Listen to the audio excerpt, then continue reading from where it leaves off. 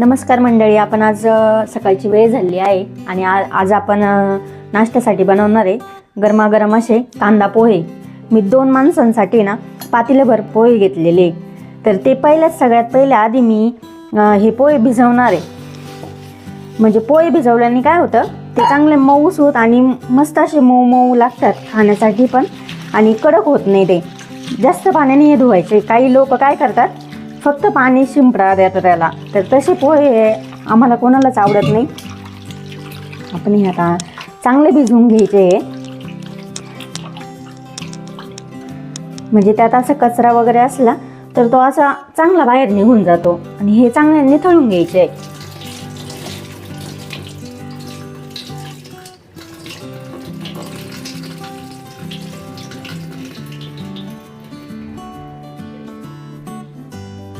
हे असे आपण चांगले झाले निथळून हे असे थोडे हलून असे व्यवस्थित ठेवायचे.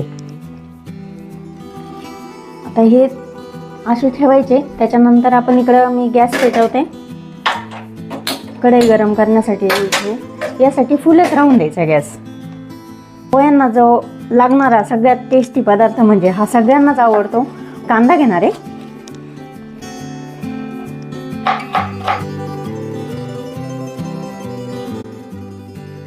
आता माझा कांदा कापून झालेला आहे. तोपर्यंत आपण आहे ना, आपली जी कढई तापलेली आहे, जी ठेवलेली होती तापण्यासाठी, ती तापली. आपण त्यासाठी तेल टाकू.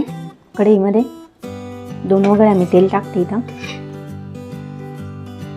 आणि हे तेल फास्ट गॅसवर तापवते. आणि त्यात आपण पहिले शेंगदाणे परतून घेऊ. हे शेंगदाणे चांगले लाल असे लालबुंद होईपर्यंत ते परतत राहायचे. म्हणजे शेंगदाणे चांगले खरपूस लागतात मग खाण्यासाठी, आणि पोह्यांना पण चांगली टेस्ट येते. लहान मुलांना खूप आवडतात पोह्यांमधले शेंगदाणे.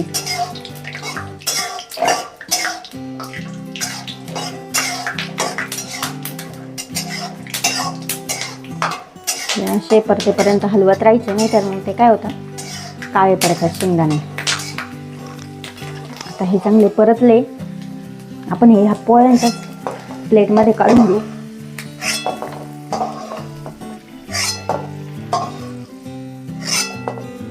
आणि आता थंडीचं सीझन चालू आहे. वाटाणा हा खूप मोठ्या प्रमाणात मार्केटमध्ये मिळतो. त्यामुळं आम्हाला सगळ्यांना वाटाणा जास्त आवडतो. त्यामुळे मी हा वाटाणा चांगला तेलात परतून घेणार आहे. हा थोडासा उडेल. हा नॉर्मल असा फ्राय करायचा आहे.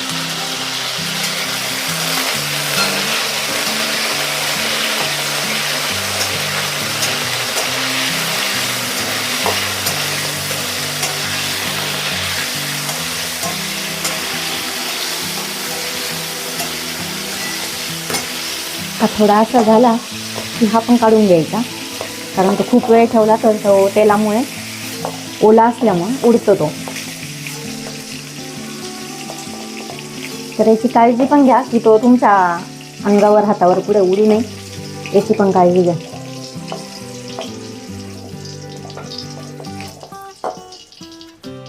साईडला ठेवलं. आता आपण यात टाकणार आहे सगळ्यात पहिलं मोहरी, त्याच्यानंतर जिरे टाकले की तुम्हाला हवा तेवढा कढीपत्ता टाका.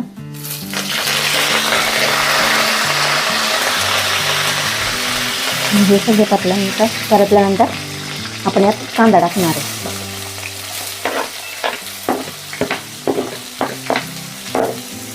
आता आपण गॅस फास्ट करून हा कांदा चांगला परतवणार आहे.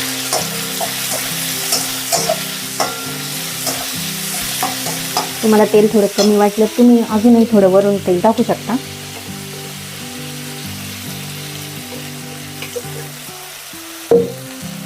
हा कांदा तुम्हाला चांगला लाल होईपर्यंत परतायचा आहे.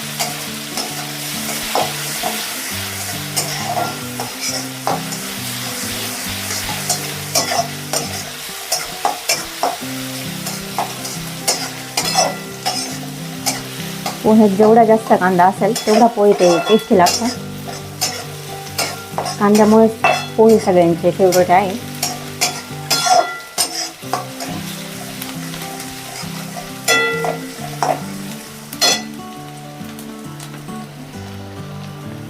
कांदा परतेपर्यंत मी इकडं कोथिंबीर चिरून घेते.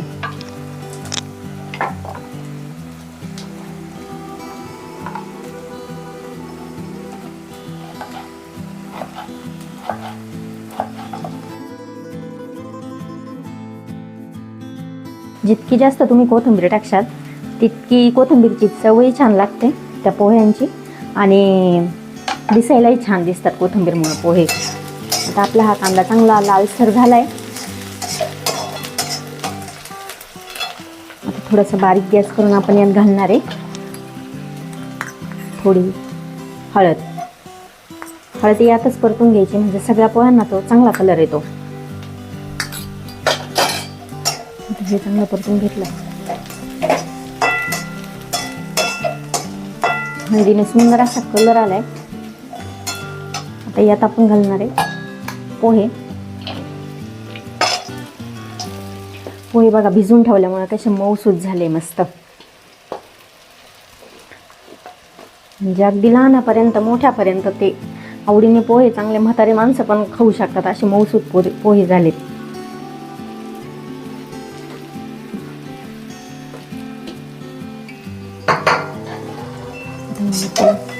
चांगले परतून घेणार आहे.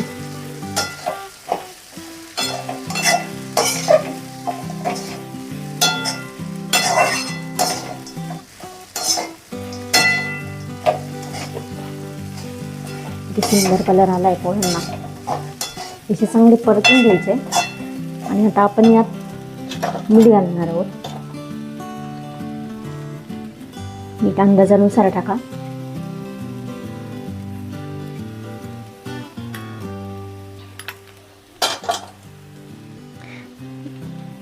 आणखीन छान टेस्ट व्हावी म्हणून आपण यात लिंबू टाकणार आहे.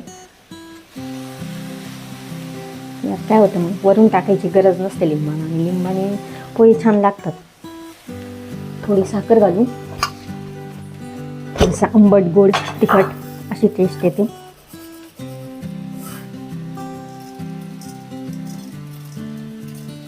आता मी मिरची नंतर घेतली आहे यासाठी कारण माझं लहान बाळ आहे तो तिखट काही खात नाही.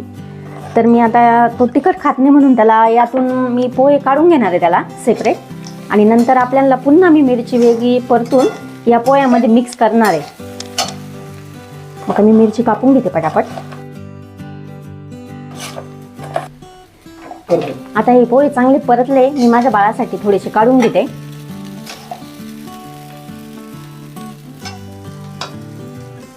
आता मी इकडं गॅस पेटून दुसरीकडे मिरची परतवण्यासाठी ठेवते. मी कढई ठेवते. त्यात पुन्हा थोडंसं तेल टाकते. मिरची परतेल एवढं.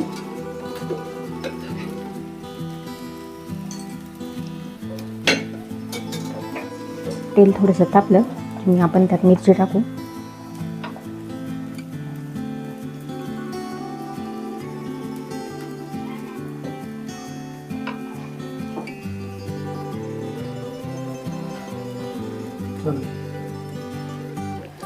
मी आता मिरची परतते यात सगळी.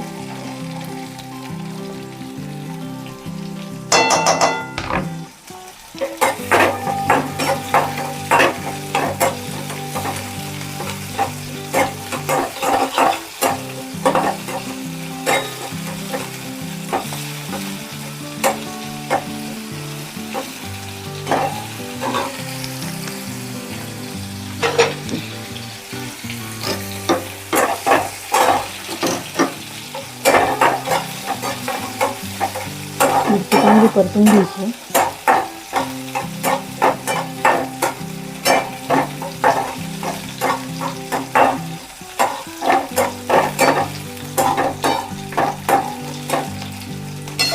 पोहे अधून मग हलवत राहायचे म्हणजे ते कडक नाही होणार.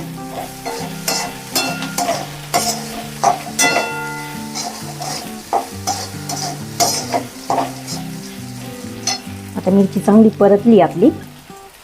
आता ही आपण ह्या पोह्यांमध्ये टाकूया.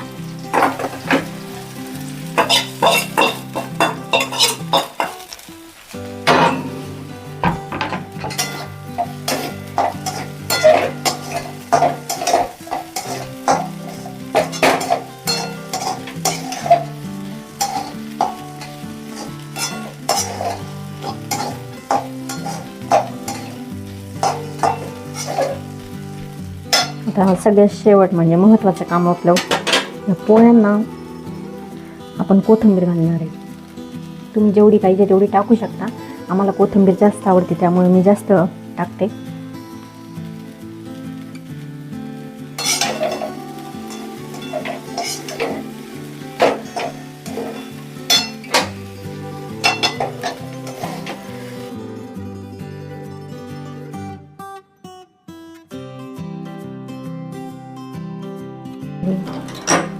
हां, आता आपण हे गरम गरम पोहे सर्व करणार आहोत.